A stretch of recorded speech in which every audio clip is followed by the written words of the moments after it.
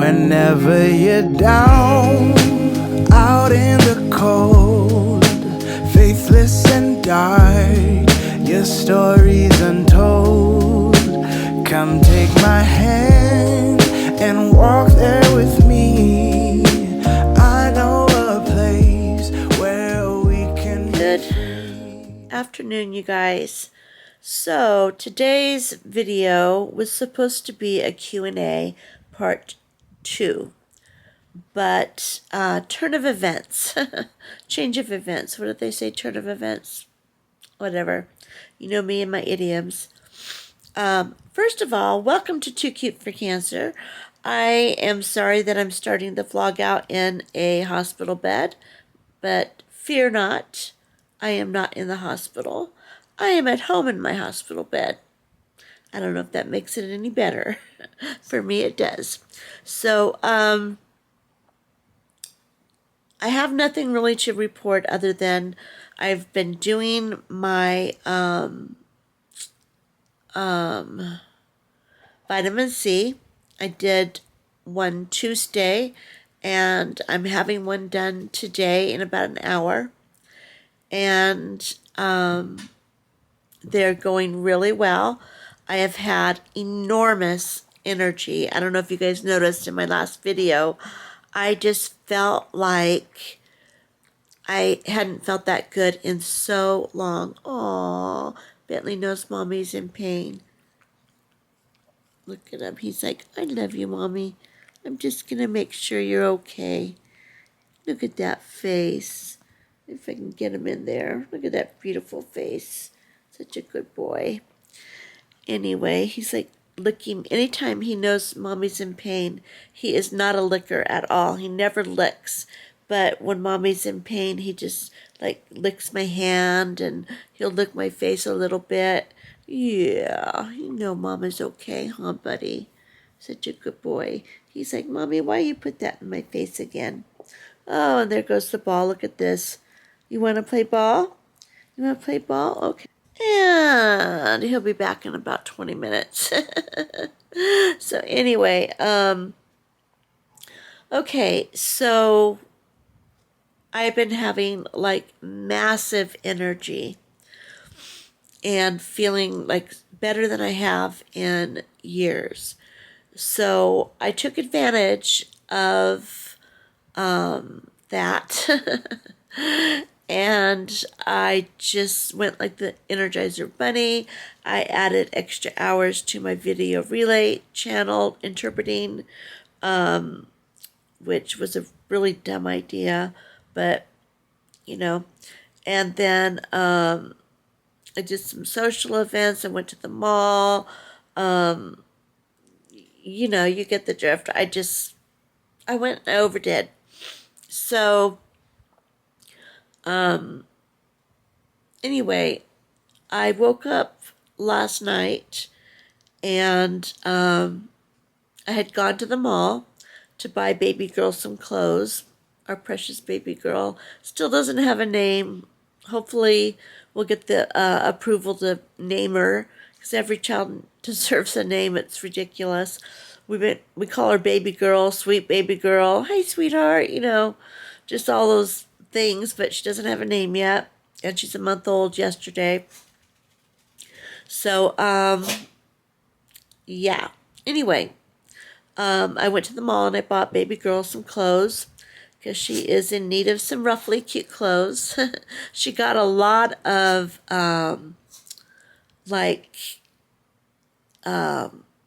sleepers and, you know, just functional stuff, but she didn't get a lot of little girl, roughly cute, feminine dresses and stuff. So I went and bought her some, sorry, my mind is foggy, sundresses with little bonnets and stuff to keep her face, you know, out of the sun and stuff. Anyway, I did that last night, and I came back home, and I was feeling a little bit like my spine was stinging a little bit. so I knew that something was coming. So I went ahead and took a morphine. First I called my nurse, my palliative care nurse, and I said that, I'm starting to feel the stinging. Should I go ahead with this medicine or that medicine? What should I do? And she's like, you know what? She says, you've been doing way too much. Let's go for the big guns and let's just head it off at the pass, because what is happening is you are feeling great, having energy, but the damage done to your body, the tumors are still there, and the damage to your spine is still there. The bones are still riddled with cancer. So even though you're feeling better, your body is not better. So when you push it too hard, then you're going to reap the consequences. So basically, that's what happened. I'm reaping the consequences. So she told me which morphine to take, and I took it, and usually this one specific dose will just, usually put me out if I catch it in time. But for whatever reason, I don't think I caught it in time, or it just didn't work. I don't know. But about 2 a.m. in the morning, I called the nurse, because I have a 24-hour access to my palliative care nurse.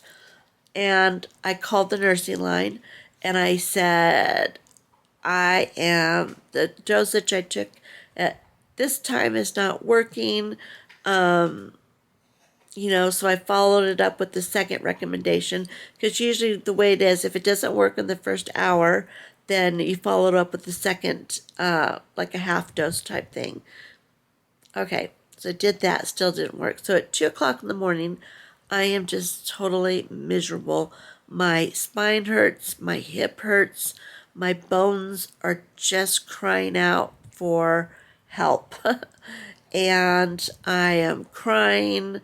I am starting to panic, because I can go to the hospital, and they have a standing order for a shot to the spine, that like what do they call it, a block, where they block off a certain amount and they numb it.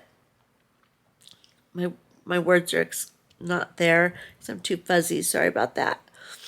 Anyway, so I started crying because I didn't want to have to end up in the hospital. They should keep me a couple days. And I'm just like, no, I can't. I don't want to do that. So I started panicking. And then the nurse finally called back, which I say finally, 30 minutes. But when you're in pain and panicking, 30 minutes felt like a long time to me. Anyway, she called back, and she said that she wanted me to try just like a cocktail of whatever. So I did what she said, and she said that if in an hour, if I wasn't out, then she would come and she would give me a shot. So that was a blessing. I mean, I can't imagine. I mean, I didn't think of that. I just thought that I would just go to the hospital and have to do it. I didn't realize that that's what she's there for, and they're there to keep you completely comfortable and just make you stay out of pain. That's their goal. I mean, they do a lot more than that, but, for my need at that time, that's what she was there for. And so just knowing that I wasn't going to have to head to the hospital just gave me such peace. The panic level went down. I was able to relax a little bit.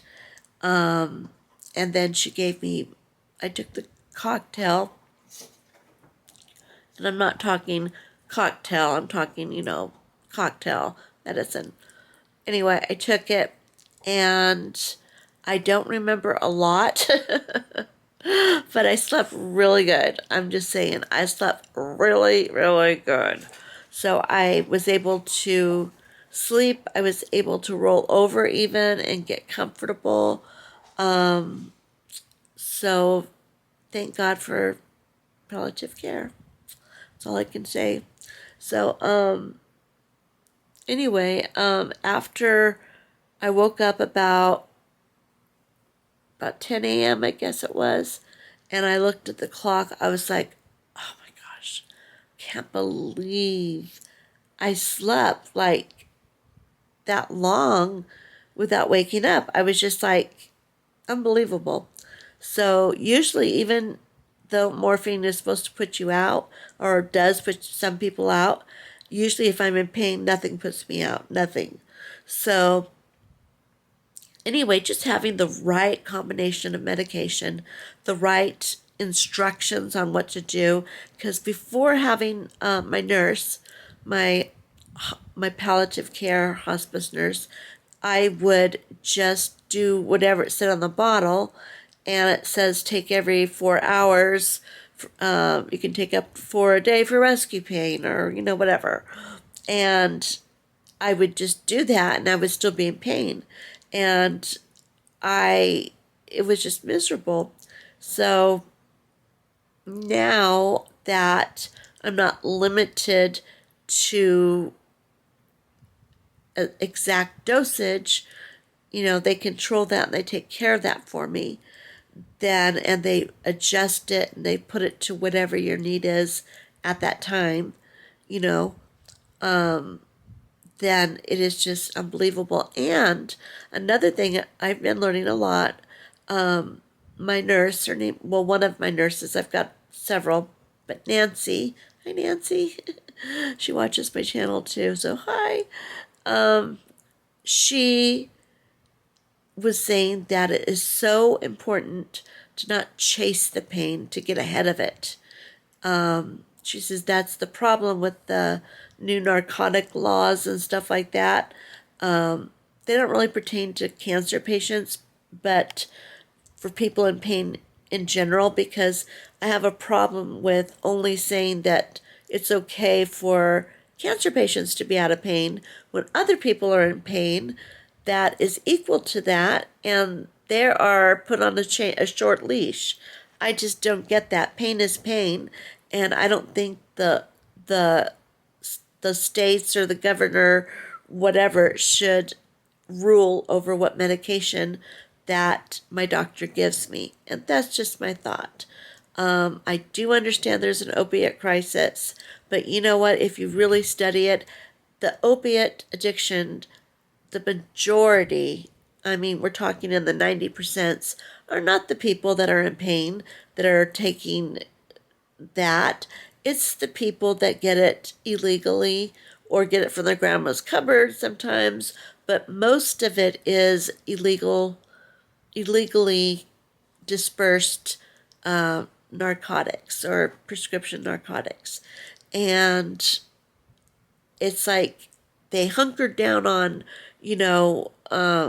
the opiate crisis. Let's take it away from the people in pain. It's like, what? It's like, I know it's not that simple, but I mean, I do think there needed to be some control and some accountability, but I think they went overboard. So I feel really, really sorry for the people that don't have cancer and are in pain, because I just think that it sucks. So anyway, my 2 cents.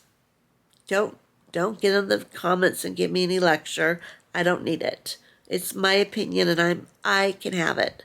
And it's my channel, so I can say it. So there you go. Anyway, so she was talking about how they've put so many restrictions on doctors on writing pain meds that when someone is in pain, they're only allowed by the lawmakers, not by doctors, to give out a specific formula of drugs and only a specific amount. They don't have they're not using their medical sense and what they know to be true, because they're governed by the laws that take that right away from them, basically. This is what she was saying. And I started thinking about it. I'm like, wow, I never thought it from that perspective, like it was just from a doctor's perspective. And then I started feeling very bad for my doctors. But anyway, I digress. So she talked a lot about, when I was on my own with the pain medicine, I was so restricted that, I was never going to get ahead of the pain, never. It was going to be really bad, and it was. So by having palliative care, that lifts all of those rules off of the decision making, and it focuses on true patient care. And I just feel like that's the way it should be, period, for everybody. Not like opiates, but I just think that doctors, we should be looking at everybody that is in pain, and our goal should be to first fix what's put them there, but while they're fixing it, let's do something for them. Let's get their quality of life back. It just breaks my heart to see so many people suffering when they don't need to be. But there you go. I'll probably get demonetized for saying that or something like that, but whatever. Okay, so back to me. I'm feeling really good, but I'm going to stay in bed and I'm going to rest all day, probably tomorrow too. And not going to push it. I'm not going to, I'm going to get my vitamin C and I'm going to let it do its job. And, that's it. That's it for me today. So, now I'm pretty tired from talking.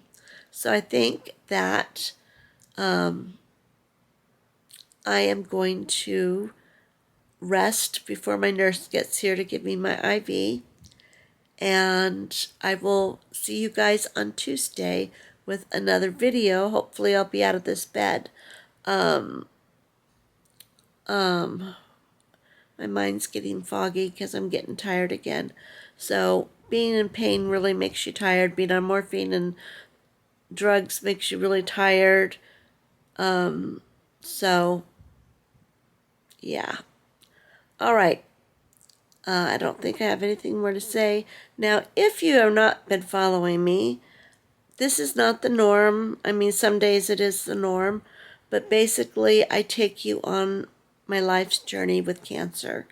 And I am past all the treatments and stuff like that. I am doing a holistic treatment, vitamin C infusions, IV infusions, mega dosing. You can look it up if you're curious to see. But traditional medicine, I'm not doing anything. The medicine or the chemo and the radiation that I've had in the past, which was massive, damaged my heart. So I'm kind of stuck between a hard spot and a rock, hard place and a rock, whatever. It's not good. So what I do is I manage the pain. I have a palliative care nurse that is at my beck and call, and just her sole goal is to keep me out of pain and to keep me comfortable.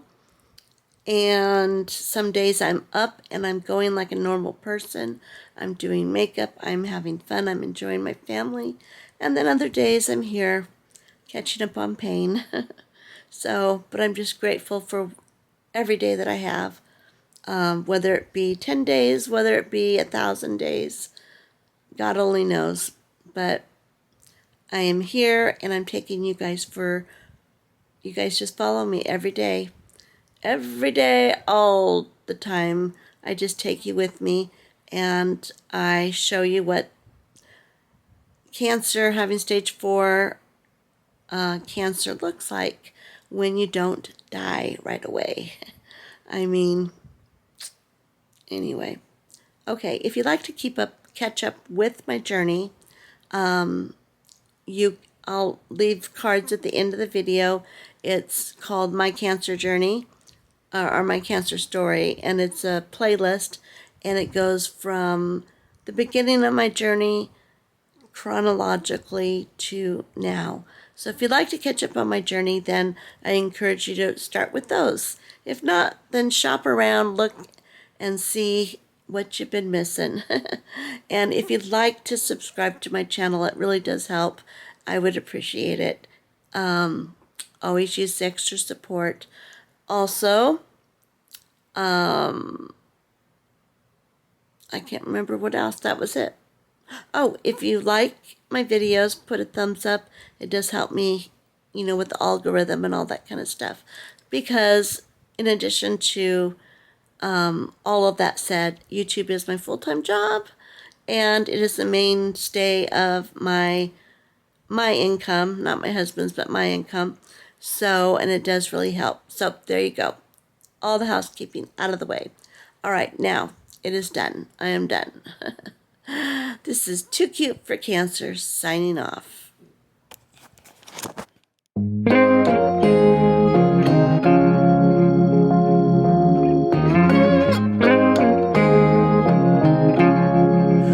Whenever you're down